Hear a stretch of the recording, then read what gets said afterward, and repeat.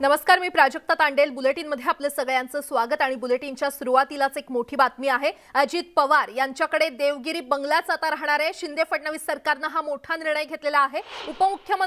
उपमुख्यमंत्र्यांसाठी जो बंगला असतो तो अजित पवारांकडेच राहणार आहे। सागर बंगल्यावर फडणवीसांचा मुक्काम असणार आहे। तर सरकार बदललं मात्र बंगले बदलणार नाहीये। तर शिंदे आणि फडणवीस सरकारने हा मोठा निर्णय घेतलेला आहे। विरोधी पक्षनेत्याकडे देवगिरी बंगलाच राहणार आहे। अजित पवार देवगिरी बंगल्यातच राहतील। मलबार हिल येथील देवगिरी बंगला हा अजित पवार यांनाच देण्यात येणार असल्याचं कळतंय।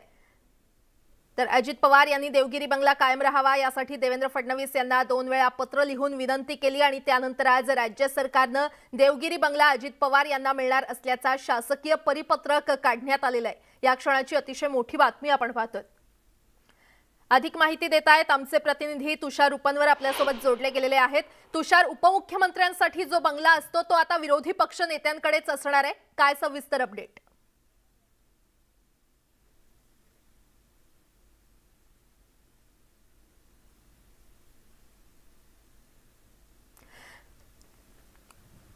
तर आमचे प्रतिनिधी तुषार यांच्यापर्यंत आपला आवाज पोहोचत नाहीये, मात्र या क्षणाची अतिशय मोठी बातमी आपण पाहतोय। शिंदे आणि फडणवीस सरकारने हा मोठा निर्णय घेतलेला आहे।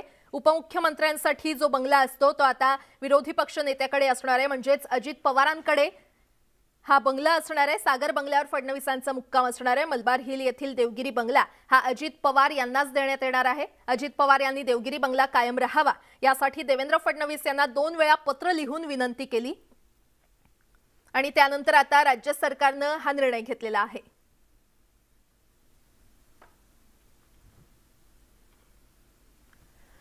वळूयात पुढच्या बातमीकडे।